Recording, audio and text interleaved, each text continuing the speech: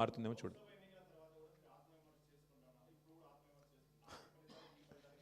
చాలా తేడా ఉంది కదా బ్రదర్. ఇప్పుడు స్పష్టంగా ఈ ఎన్నికలతో ఏం తెలిపోయింది, ఈ రాష్ట్రంలో తెలంగాణ రాష్ట్రంలో కాంగ్రెస్ ప్రభుత్వానికి కాంగ్రెస్ పార్టీకి ఒకే ఒక్క ప్రత్యామ్నాయం బీఆర్ఎస్ అని ప్రజలు తేల్చి నిర్ద్వందంగా తీర్పిచ్చారు.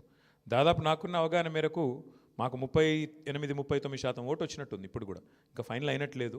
38 వచ్చిందా 39 వచ్చిందా చూడాలి.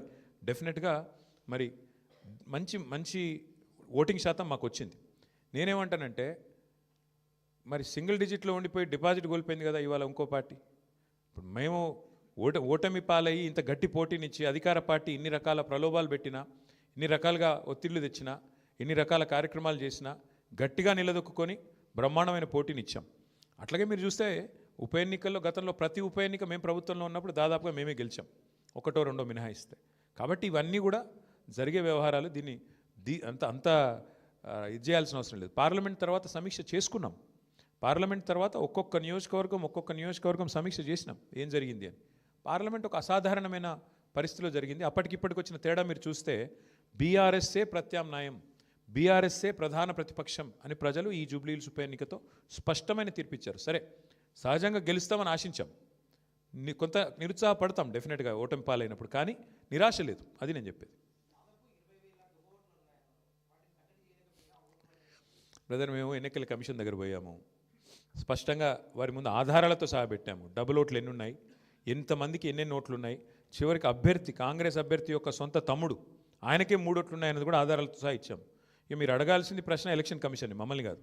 ఎందుకంటే వాళ్ళు చేయాల్సిన పని వాళ్ళు చేయకపోతే మీరు మమ్మల్ని అడిగితే మేము ప్రధాన ప్రతిపక్షంగా పోటీ చేశాము, వ్యవస్థలో ఉన్న లోపాలు ఎత్తి చూపాము, జరుగుతున్న అన్యాయాల అరాచకాలు మా అభ్యర్థి, చివరికి దొంగ ఓట్లు వేస్తున్నారని మా అభ్యర్థి పోలింగ్ రోజు కూడా పోరాడారు. మీరు చూశారు మీ కళ్ళ ముందు మొత్తం కాంగ్రెస్ వాళ్ళు గుంపులుగా 1000 మంది ఒక దగ్గర చేరి దొంగ ఓట్లు వేస్తుంటే మా అభ్యర్థి పట్టించారు. మరి పోలీసు వాళ్ళు ఏం చేస్తున్నారు, ఎలక్షన్ కమిషన్ ఏం చేస్తున్నది, ఇవన్నీగా అందుకే అంటున్నా చర్చ జరగాల్సిందే.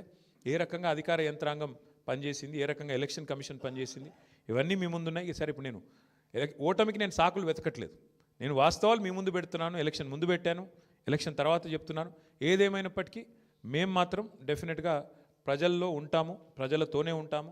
ప్రజాక్షేత్రంలో ప్రజల సమస్యలే ప్రధాన ఇతివృత్తంగా ముందుకు పోతాం. ప్రజల కోసం పోరాడుతూనే ఉంటాం, ముందుకు పోతూనే ఉంటాం. Thank you. మరి ఇప్పుడు అల్టిమేట్గా ఎలక్షన్ ఫలితం వచ్చిన తర్వాత ఏం జరగబోతుంది, రేపు ఏమేం జరగబోతుంది, ఇంకా 3 ఏళ్ళు ప్రభుత్వం ఉంటుంది అంటున్నారు. సో మరి ఆ 3 ఏళ్ళు ఏం జరగబోతుంది చూద్దాం. ఎందుకంటే అల్టిమేట్గా ఈ ప్రభుత్వం తన వైఖరి ఏమైనా మార్చుకుంటుందా, మార్చుకోదా, మళ్ళీ శని ఆదివారాలు పేదల కొంపలు కూలగొట్టే పని చేస్తూనే ఉంటుందా చూస్తాం. మేము చూస్తాం, మీరు చూస్తారు. ప్రధాన ప్రతిపక్షంగా మా పాత్ర మాత్రం మేము బలంగా పోషిస్తాం. ప్రజల్లో మాత్రం ఎక్కడా తగ్గకుండా ప్రజల తరపున మాట్లాడుతూనే ఉంటాం. ఈ విషయంలో మమ్మల్ని ఏ రకమైన వారు ప్రయత్నాలు చేసినా మా గొంతు మాత్రం నొక్కలేరు, ఇది మాత్రం పక్కా. ఇప్పుడు మీరు చూస్తే పశ్చిమ బెంగాల్లో బీజేపీ నుంచి పోయి ఒక ఆయన ఎమ్మెల్యే గారు ముకుల్ రాయ్ అని తృణమూల్ కాంగ్రెస్లో చేరారు. హైకోర్టే కొట్టేసింది, ఆయన డిస్క్వాలిఫై చేసింది. మరి పశ్చిమ బెంగాల్లో జరిగింది ఇక్కడ కూడా జరుగుతుందని మేము కూడా ఆశిస్తున్నాం. ఎందుకంటే న్యాయమే కదా. యాంటీ డిఫెక్షన్లా దేశమంతా ఒకటే ఉంది, బెంగాల్కు వేరే లేదు, తెలంగాణకు ఇంకోటి లేదు. కాబట్టి మేము కూడా ఆశిస్తుంది ఏంటంటే ఇక్కడ కూడా 10 ఉప ఎన్నికలు జరుగుతాయని ఆశిస్తున్నాము.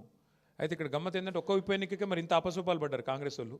మరి 10 ఉప ఎన్నికలు వస్తే వాళ్ళకి ముచ్చెమటలు బట్టి మరి రాహుల్ గాంధీని, ఇంకా ఇందిరాగాంధీని, ఇక సోనియా గాంధీని అందరినీ దించుతారేమో చూడాలి. కాబట్టి మేమైతే ధైర్యంగా లోకల్ బాడీ ఎలక్షన్ వచ్చినా ఉప ఎన్నిక వచ్చినా అన్నీ ఎదుర్కొంటాం. మాకు కొత్త ఏం కాదు, ఇది 2001 నుంచి కొట్లాడుతూనే ఉన్నాం, భవిష్యత్తులో కూడా కొట్లాడతాం. మాకు ఎన్నికలేం కొట్లాడడం కొత్త కాదు, గెలుపులు ఓటములు అన్నీ చూసాం మేము. ఆ స్థితప్రజ్ఞత మాకుంది. మరి కాంగ్రెస్ వాళ్ళు ఒక్క దెబ్బకే ఒక్క ఉప ఎన్నికకే ముఖ్యమంత్రి కాలికి బల్బం కట్టుకొని వెంకటగిరి బస్తీలలో కూడా తిరిగిండు. మరి 10 ఉప ఎన్నికలు వస్తే మరి ఏం చేస్తారో చూడాలి.